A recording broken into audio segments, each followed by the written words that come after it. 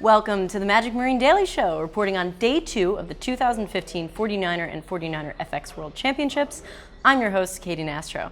I'll be speaking with Coach Jyrki Järvi and FX sailor Mimi Roller later in the show.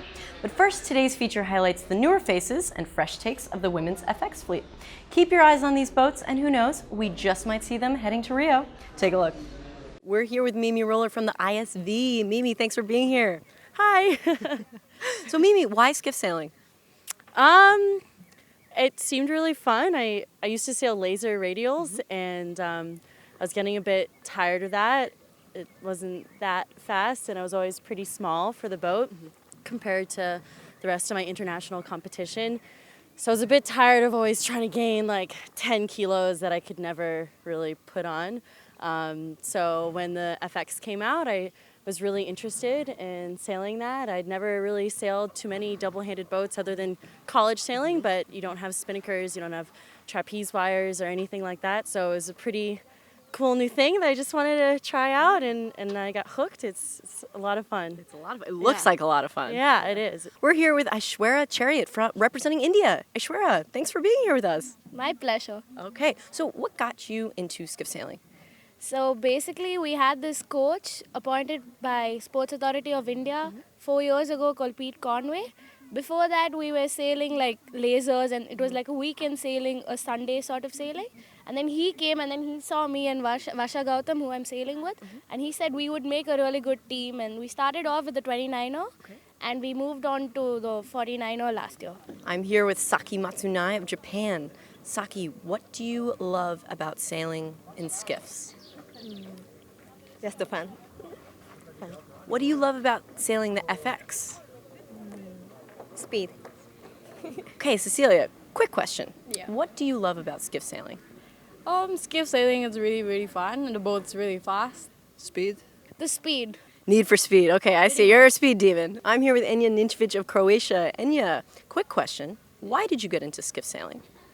Well, my former crew stopped in 470, and I got a little bit of sick of 470, let's say that. So we didn't do a quote in Santander, so I found a new crew, and she's tall, I'm tall, so we tried. Yes. So it works. Yeah, it's really good. So then I guess my last question would be, if you weren't sailing an FX, what kind of boat would you be sailing? Would you still be sailing an Olympic class boat, or?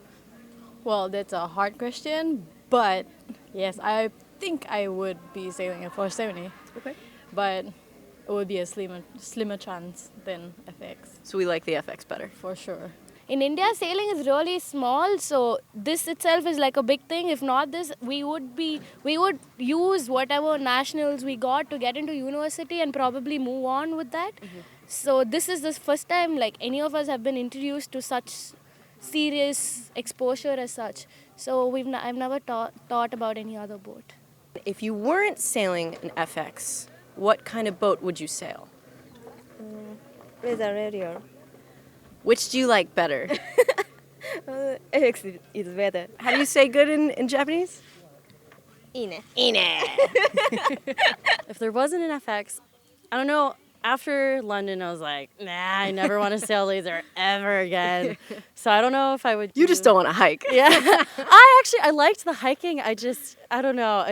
Once it was like super windy, I was like, I give up. But I think maybe I would go into the NACRA. And because there's a bunch of good guy sailors from the Virgin Islands as well right now. So there probably would have been a guy to go sailing with. It was pretty tough finding a girl actually to sail with from the VI. That took a little while, but yeah. But you're here. I'm here and I'm ready. Woo! Well, thanks so much, and good luck. Thank you. Joining me now, Coach Jyrki Järvi, also known as JJ, can we say that? Coaching the men's and women's Japanese teams. And one of my favorite ISV sailors from the FX fleet, Mimi Roller. Thanks for being on the show, guys. Thank you. Thank you. Okay, so icebreaker. JJ, your hair. Interesting question. No, it's beautiful. Do you pay for that color? I mean, I pay for this color, so. It's pure sunlight, yeah. Pure sunlight. Yeah, yes. No lemon juice? So it's very expensive that way. Very expensive. I have to talk to my stylist about that. Okay, and icebreaker for Mimi. Your profile pic on Facebook. Unreal. Unreal. She's a babe. Okay, you're a babe in real life, but like, whoa. What was that? Give me the details. There's a local lady in the Virgin Islands. She actually just moved to Hawaii though, so I'm a little bummed. But she was my neighbor, lived right around the corner from my house, and she hand sews bikinis. Everything is done like handmade in a little shop in Coral Bay, which is the side of the St. John where I'm from. And she decided to sponsor our team and makes us handmade bikinis, and they're awesome. They're so comfortable. They're called Rainy Fly Bikinis. You can look her up on rainyflybikini.com if Little you're interested. promo there. Yeah, I like that. They're so comfortable. She actually there's this one pretty athletic top. It's really good for sailing. It's so comfortable, and she named it the Mimi X-Back. So you should go check that one out. That's awesome. That's so cool. Yeah, You so- have a bikini named after you. Yes, I do. Or no, Yeah. Wow. That's great. I have nothing named after me. No. For myself. But it's really nice. I wear them a lot sailing, and That's great. they're so comfy. That's awesome. Yeah. So we're learning more about each other. This is what this show is for. Yeah. All right, guys. So jumping in from today's feature, we walked around today. I actually got to talk to you, which was kind of funny, and it's always good because we've known each other. Yes. And I got to interview your girls, JJ, the Japanese girls, and it was very hard for me to try and even just get sentences with them, and I can barely speak English, so my Japanese is not good. So how do you coach at such a high level with that language barrier? That blows my mind. Tell us a little bit about that. Actually, they seem it's sort of when you start talking with them, you get a first impression that they don't speak very well English, and sometimes they are a bit shy. I think it's more like a cultural thing than a language thing. Okay. After you just spend some time and sit down with them and explain things calmly and slowly, they understand most. And if they don't understand, then I took a pen and whiteboard. And Okay, I so it's a I lot draw- of pictures. Yeah, I draw a lot. Yeah, and Universal. Everybody knows what eggplant means. If you know what I mean. You do know what I mean. I can tell you know. But yeah, I mean it's funny. So that's interesting. Maybe keep that in the back of your mind. that's a good idea. It's a good idea. Thanks. Well, I guess another question would be, when you're coaching, and there's the language barrier, for difficult situations, maybe curfews or just somebody's upset, how do you broach that? Yes. I mostly I mean like difficult days are like today. After that, the sailors are a bit sort of silent and upset maybe, and those are maybe the hardest moments. And then you just have to break the situation somehow and crack a joke and get the sort of feeling better. But I think I personally I don't have a big problem to reading the emotions. I feel so. Okay. Yeah. So You it's feel them, yeah. not yeah, in a weird, creepy way. I hope so. I feel it. I hope so. It's not very creepy, right? I'm just kidding. Great. So I guess both of you can answer this question. Mimi, you coached before. A little bit, yes. JJ, you coach. Yes. Yeah. So you're coaching kids or coaching sailors, and you're just super frustrated. They didn't listen to one word you said, and you're so pissed off. You come in after the day. What do you do to de-stress after a situation like that? I mean, bottle of wine. What do we got? What's your go-to? You go first. Yeah. I guess the best lead stress is for me is sport. I go cycling or Cycling. yeah. Glass of beer is another option, but it's not so healthy. Lots of beers. Actually, I've heard that beer is one of the best sort of recovery drinks to drink after a good workout. So I heard that too. maybe yes. it is healthy. Yeah, for myself as well, I love running. So going on a run helps me just de-stress in any way, whether it's after coaching or sailing or anything else in life. But I definitely if my kids have had a bad day, I definitely want to try and lighten the mood for everyone, for myself included, especially them, and try and crack a couple jokes, make things funny, make them laugh, and make them think about other things other than all the mistakes they're probably replaying in their head. So try and make things lighthearted. Lighthearted. Yeah. Like the show. We're having Yeah. fun. Woo! Yeah. We're getting crazy today. So I guess another question, just to round it out.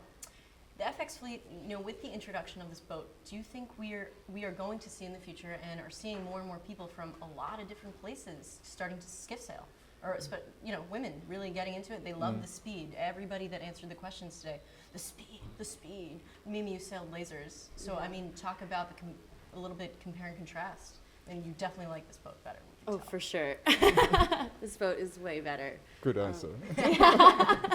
Laser sucks. No, laser is great. The laser is great because it does allow lots of countries to be able to participate in it for being affordable and whatnot.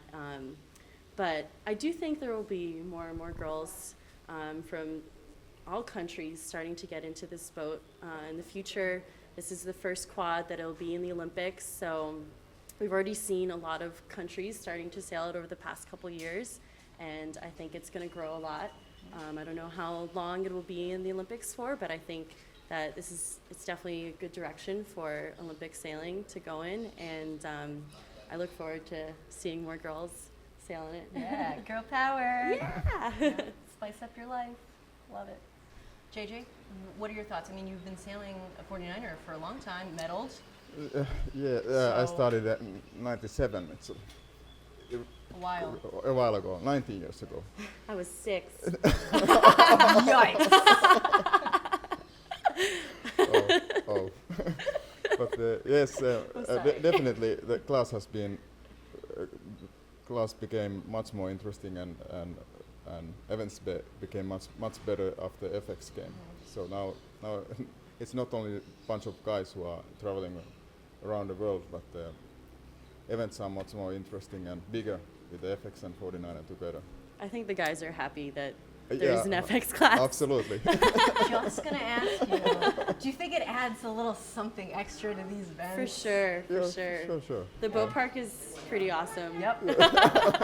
I think on both accounts. I think honestly, not only is our boat class one of the sexiest out of the Olympic classes, in terms of just looking at the boat itself, on the water, the sailing is sexy. Yes. 49ers are sexy, but the people who sail them are also pretty smoking in both men and women's fleets. So I think that's a really good thing. Couldn't agree with you more. Literally walking around. But the guys on the media team, they have to pick up my mouth because I'm like, every time somebody walks by. Yeah, it's great. Yeah. Both guys and girls, I'm sure. Yes, we don't discriminate here. No. And it's an interesting variation of people around the world, Yes. different cultures Yeah. and It's great. Everyone's attractive. It's wonderful. yes. It's beautiful. It's a beautiful thing. I'm really glad it warmed up here because when I first got here, it was pretty cold. So I don't think there would have been as many shirtless Me too. guys in the boat park Fully agree. if it didn't warm up so much. Yep, it's getting hot So- here and now. All right, guys, thanks so much for joining me on the show today, and I hope we had fun. Yes. Hope you watching had fun. We talked a little bit about everything. We will be seeing Mimi and JJ out on the course. Definitely tune in to 49er.org and all of our social media channels at 49er Sailing to catch these great daily episodes. See ya. Yay.